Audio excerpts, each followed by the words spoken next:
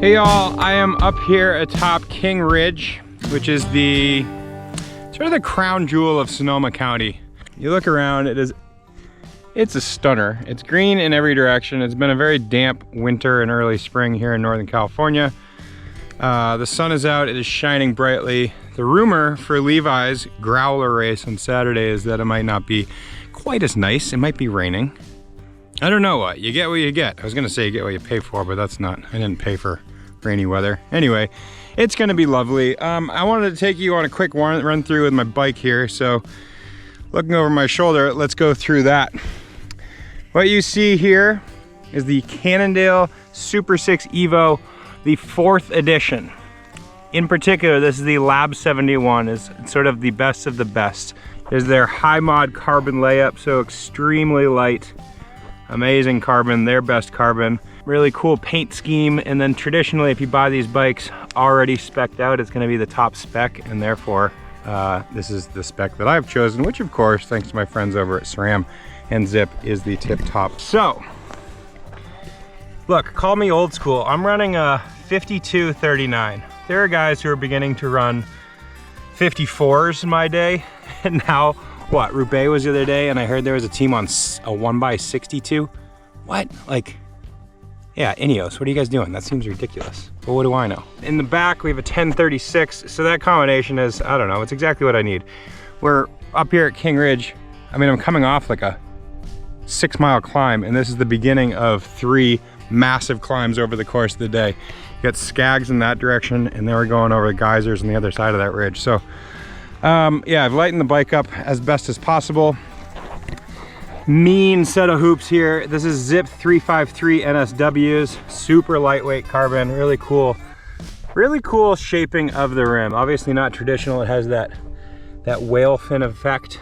Pairing that with a Rondo grade 700 by 31 tubeless tires in endurance casing by my friends at Renee Hurst. Now, you ride these roads, and it's the kind of roads that you think, with pavement this bad, who needs gravel? And I say that tastefully. There are very, very few roads in Northern California that are legal gravel roads. So instead, they have these really antiquated farm roads that are just beat to crap because of a lot of precipitation and a lot of farm trucks, farm vehicles. So the point being, I'm really happy to have this tubeless tire. It's wide, 31, I mean, it's a road race, 31 mil wide, but then in the endurance casing, because, man, it is a brutal, brutal course. The road is really, really beat up. Anyway, pleased with that. Call me a touch old school, but also call me 6 feet tall and change. I'm 6 foot, not quite 6'3". I got a set of 44 centimeter handlebars here. This is a Zip Service Course 70. I got a Zip SL Sprint stem in a very mean 120 length. It's fast, it's big, it's strong, it's mighty, it's angular, it's angry. It looks great. What you see here is a Moose Pack saddlebag. I'm gonna be running a prototype bag that allows super easy access to stuff. It's basically just a quick pull there and you have access, so you don't have to undo a zipper and you don't have to undo an elastic. I'm gonna be running some tall, beautiful water bottles for my friends at Untapped, naturally chock full of maple syrup, or sorry, Maple-Aid. 2 salted mixtures. I'm actually gonna be running a new lime. Keep your eyes out for that. We got lime coming out very soon. And then Maple-Aid, which is literally just salted maple syrup. Very excited about those. Sporting brand new Velocio concept jersey. It's aero, it's fast, it's extremely light. It's got really strong reinforced pockets, so I can load it up with all sorts of snacks. Got my Sunglad Eras sunglasses. Like everything, extraordinarily light. Really great protection, awesome optics. Pleased with those. I'll probably be running the photochromic lens come Saturday if the weather is crap. I'm gonna keep on going on this bike ride. Thanks for watching. Here comes a truck. Like I said, farm vehicles everywhere.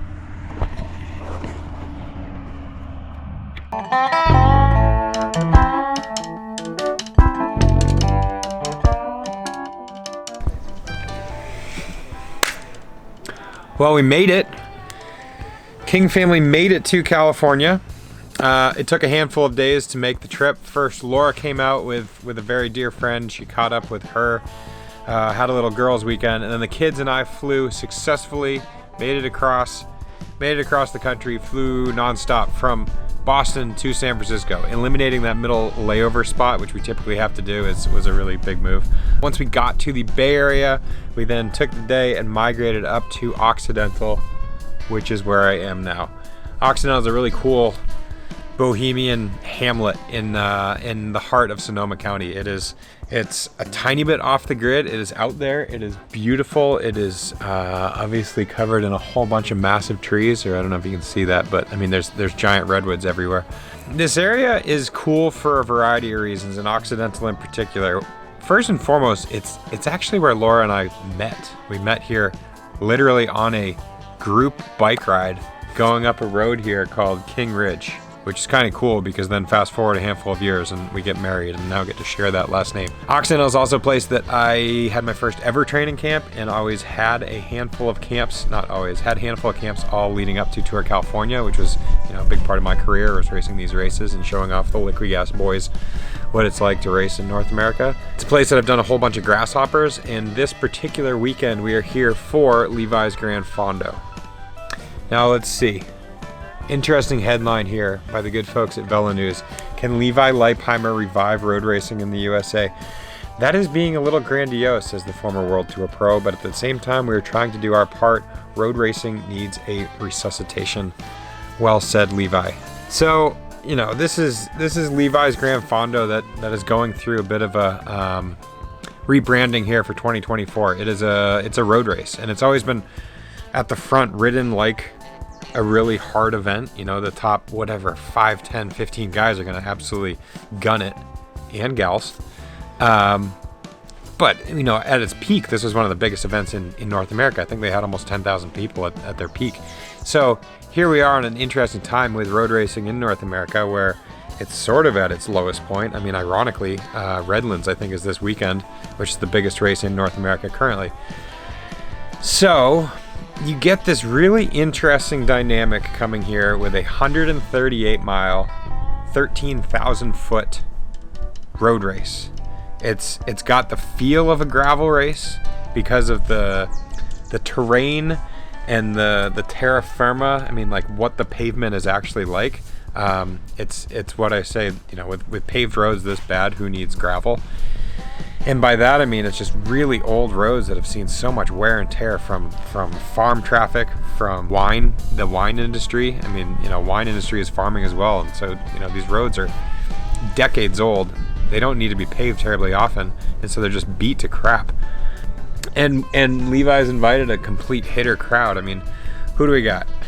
Peter Vacok. I mean, he's a Czech national champion, formerly rode for Quick Step, World Tour pro of many years. The dude's an absolute ripper, killing it on the gravel scene. Ian Boswell, obviously insanely fast. Keegan and Tobin are coming here from the Hit Squad, the Santa Cruz Hit Squad. Those guys are a ridiculous 1-2 combination, not to mention Keegan's basically undefeated on North American soil. Alex Wild, pro mountain biker, who's a ripper. Pete Stetna, local boy from literally right down the road. He's on huge form, just won BWR Utah. Jack of all trades, Lachlan Morton. He can win anything. He's such a hitter, whether it's a 2,000-mile event or a 200-mile event. He's going to be there in the final few miles. And then Project Echelon. I mean, it's North America's best road team. They are sending a whole lineup, so it's really interesting on the men's side. On the women's side, Sarah Sturm is a crusher. Heather Jackson is very well suited for all types of events, and especially these long ones. Lauren Stevens, recent US pro, and loads more. So, you know, over these 138 miles, what do? We start in the town of Windsor. We roll out along the river for a ways. I rode a portion of it today. Hey, good morning.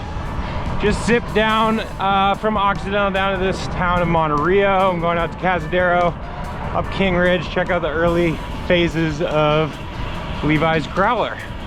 First climb of the day, it's a doozy, and man, oh man, what a beautiful day.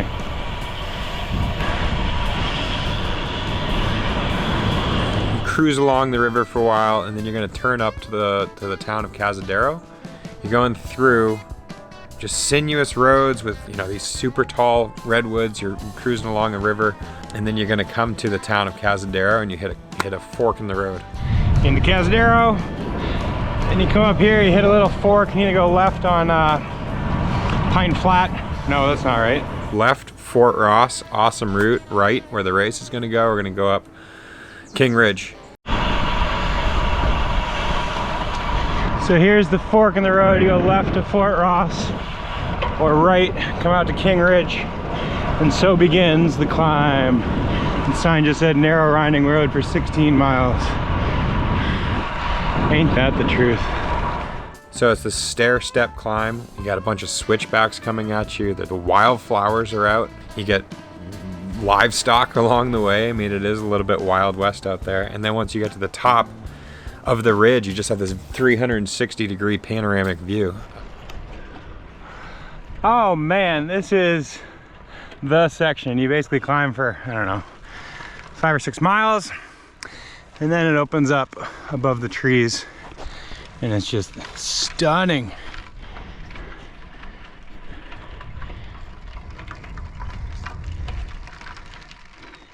So that is going to be the top of King Ridge. You're going to descend down to Tin Barn and then go flat along another river bed for a while up to Skaggs, which I want to say is, shoot, probably it feels like a 12-mile climb. I don't know how long it is in reality, but Skaggs is an absolute beast of a climb. Descend down towards Healdsburg, up and around Cloverdale, and then you're going out to Geysers. Geysers is a total bruiser of a climb. Anyway, the punchline is the course is these 3 super hard climbs, and then back to Windsor. So, you know, the dynamic of the race could be a little bit of anything. As long as there are minimum 2 people on a team dynamics can come into play. I mean, typically I think of these events as ridden like a group ride, right? I mean, it's just like attack, and the strongest survive. But then, you know, enter teams, enter Project Echelon, you really throw those team dynamics into play, and it could really change the dynamic of the event. So that's our trip to California. That's what's kicking off our trip to California. From there, we got Sea Otter coming up in just a little bit. It has been a little bit of musical chairs to make this trip a reality. 5 bikes between the 2 of us, Laura and me, because this event is a road bike next weekend. So we're both on road bikes. That's 2. The next event is Sea Otter, which is mountain bikes, and then from there I'm going to Portugal to do the N2 trip with Ngamba, which I'm actually going to be doing on a gravel bike but with road tires, and then the Traca is the next weekend in Spain. So no shortage of logistics to pull this weekend off. Sorry, to pull this series of weeks off. But it's kind of sweet.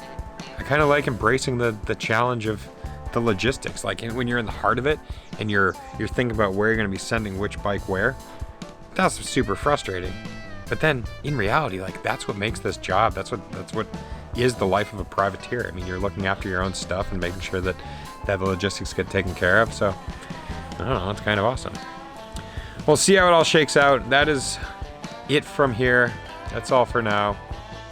Maybe you'll see my bike along the way. Ciao.